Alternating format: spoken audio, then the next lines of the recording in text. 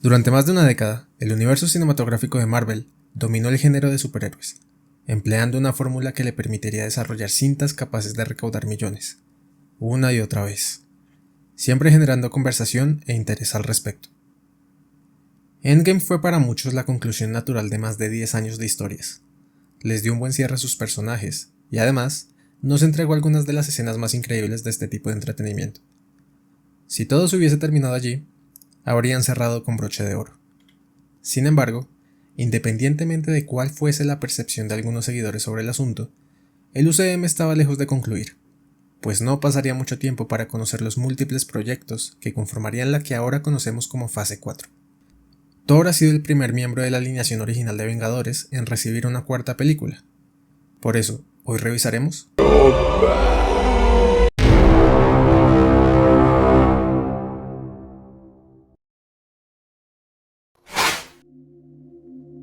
la escena de apertura de la cinta. Nos muestra a un hombre pálido junto con su hija, intentando sobrevivir en un desierto implacable. La niña, que es bastante pequeña, no logra sobrevivir.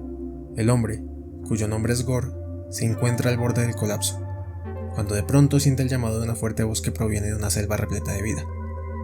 Tras recuperar algo de su energía, Gore se encuentra en presencia del dios al que siempre había adorado a su pueblo. Mostrándose agradecido y reafirmando su fe en él pese a las adversidades, Gore, el último de los suyos, espera una justa recompensa. Para su mala suerte, su dios revela su verdadera cara, un ser que solo se interesa en el sufrimiento de los que creen en él.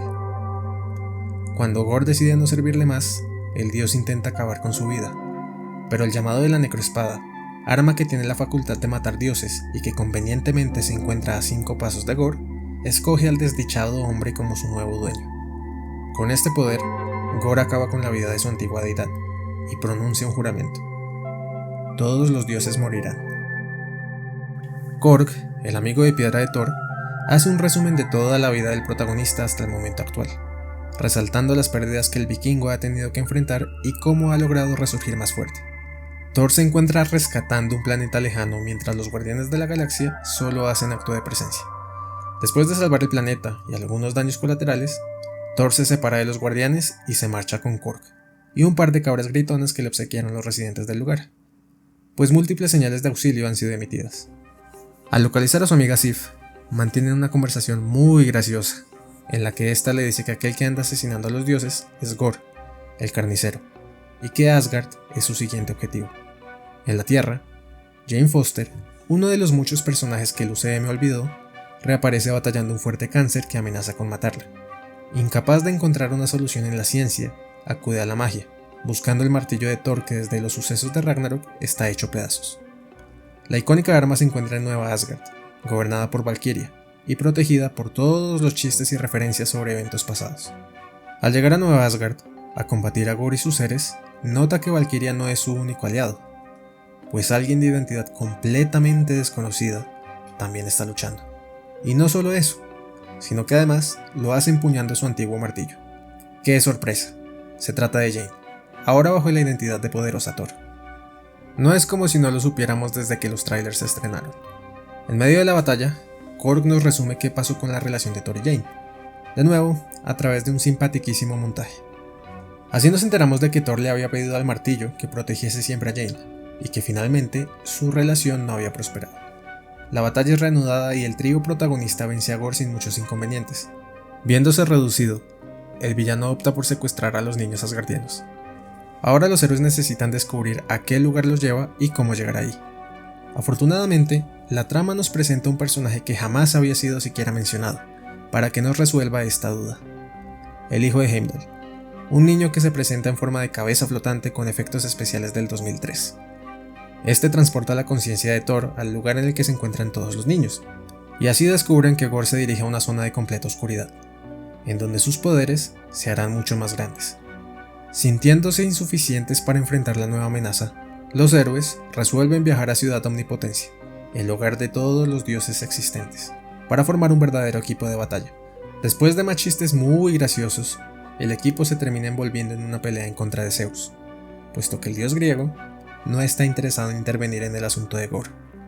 Según él, los dioses están seguros en su ciudad y no tienen ninguna intención de generar pánico entre los suyos. Korg muere, pero en realidad no, y Zeus es asesinado por Thor, pero finalmente sigue vivo.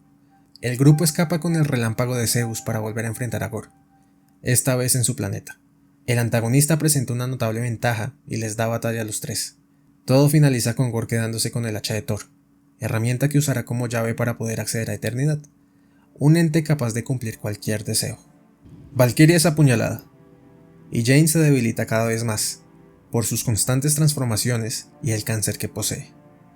Thor le manifiesta sus sentimientos y le dice que no puede permitir que muera, por lo que va a enfrentar a Gorr solo.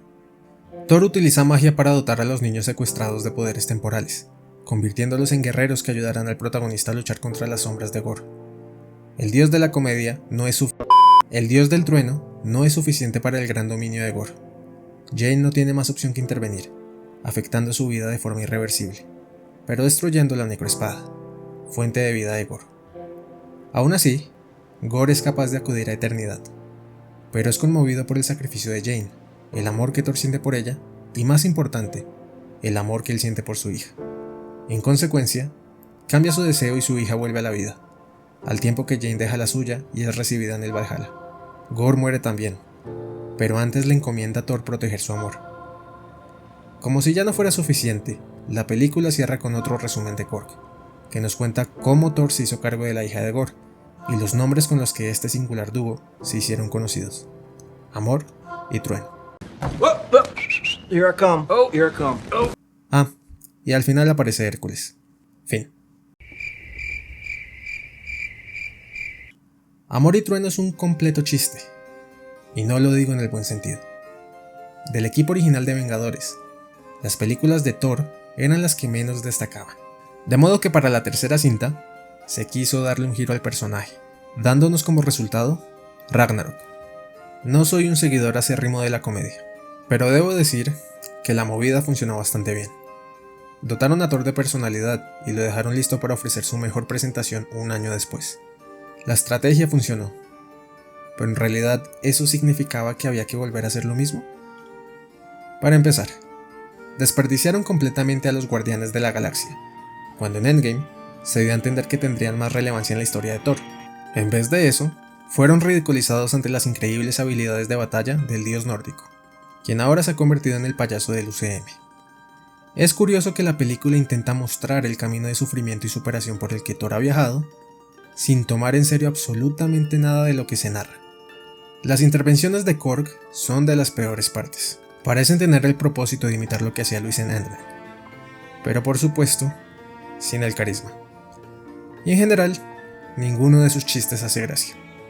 Jane Foster tenía todo el potencial de presentarle algo diferente a la historia. El cáncer que padece podía otorgarle a la trama la seriedad que ésta pedía a gritos.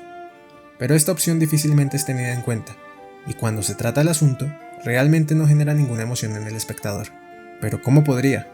Literalmente después de una de las escenas clave sobre este punto en la trama, Valkyria hace un chiste.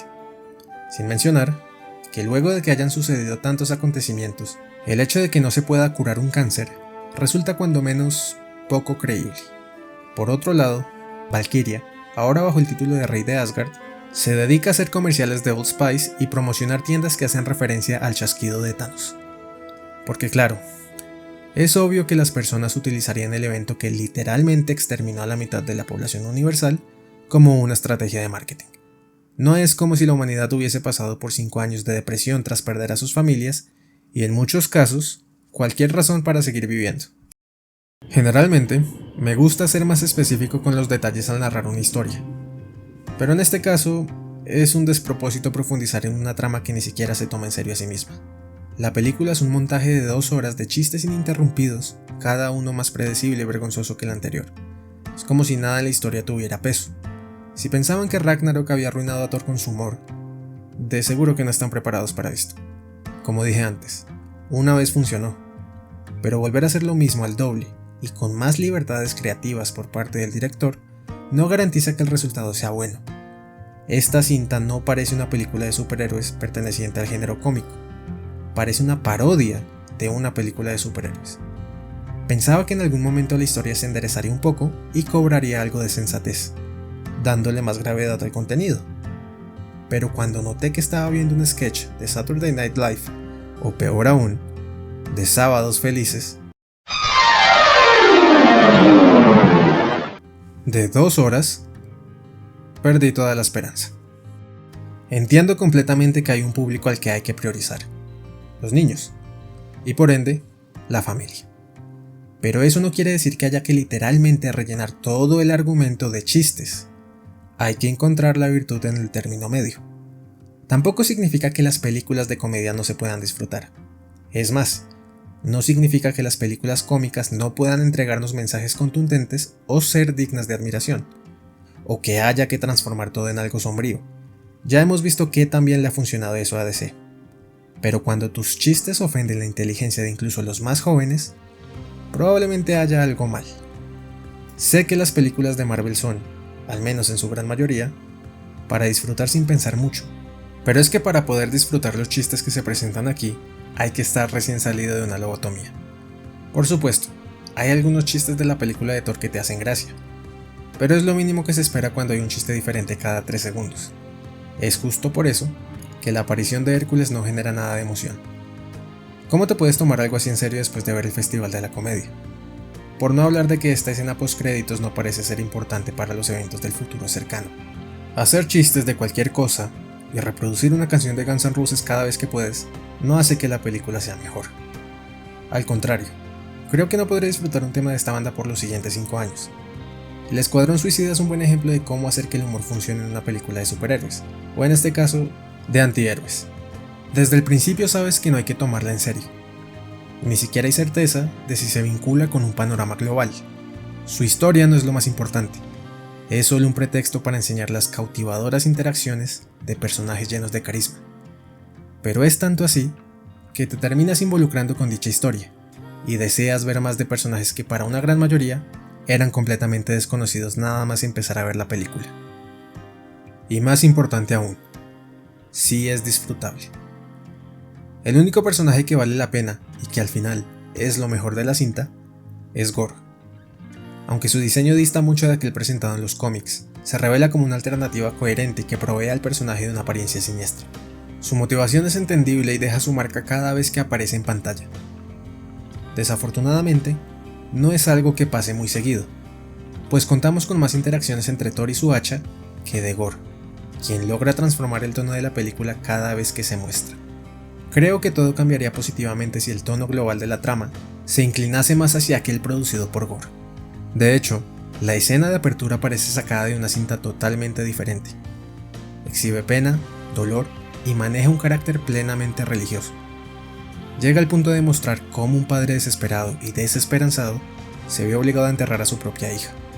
Sucede lo mismo con la batalla a blanco y negro en el planeta de Gore. Además de ser una propuesta artística interesante, se presenta una secuencia en la que Gore se burla de las desgracias de los 3 héroes y se alza como una presencia inquietante.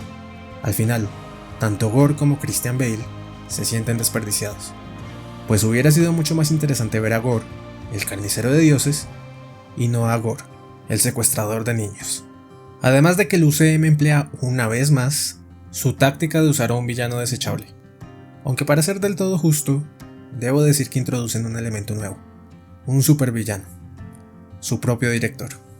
Aparte de Gore como aspecto positivo, Amor y Trueno cuenta con un apartado estético bastante particular. Aunque sigue la misma línea de Ragnarok, presenta colores más vibrantes, escenarios más deslumbrantes y en términos generales, ambientes muy llamativos llenos de personalidad. Momentos como el de la reunión de todos los dioses captan la atención del espectador, pues parecen calcados de un cómic. Esta nueva cinta de Marvel es una mala película, y es curioso cómo tantas personas sienten tanto miedo de aceptar la mediocridad de la misma. Se ha puesto al UCM en un pedestal que cada vez pierde más razón de ser. Hay momentos interesantes, pero no deja de ser una mala película que genera pena ajena y que no tiene ningún tipo de respeto hacia sus personajes o la historia que está narrando. Honestamente, con ver los trailers ya se ha visto toda la película. Es irónico ver cómo la fase 4, una etapa que tiene más horas de contenido que las 3 fases anteriores sumadas, no logré tan siquiera igualar a cualquiera de estas. Hace unos años, haberse enterado de la cantidad de productos que el UCM desarrollaría hubiera sido el sueño dorado de cualquier seguidor de este universo. Pero la realidad nos muestra que estos numerosos proyectos se han quedado cortos. Para ser claro, no digo que no haya nada bueno, hemos sido testigos de eventos muy disfrutables, pero al final del día parece que no hubiese un rumbo definido. Cantidad no es igual que calidad. Los millones de dólares en taquilla amortiguan la caída, sí, pero es innegable que proyectos como este representan la muerte de este universo para muchos que solían seguir cada una de sus novedades. Sobre todo, cuando contamos con series y películas que hacen lo mismo, pero bien, tanto en el terreno live action como en el animado. Endgame dejó la vara alta, pero no quiere decir que cada película tenga que ser un evento de proporciones épicas para contentar al público. Basta con una buena historia y una buena forma de contarla. Logan, en mi opinión una de las mejores películas del género, si no la mejor, es el ejemplo perfecto de esto. No necesita usar alienígenas, ni viajes en el tiempo, ni dioses coloridos. Solo cautivarte con una gran historia. Si el video les gustó, les agradecería mucho un like. Pueden suscribirse para ver más contenido similar, activar la campana de notificaciones y seguirme en las redes que aparecen en pantalla. Espero que comenten y sugieran temas que les llamen la atención. Sin más que decir, hasta la próxima.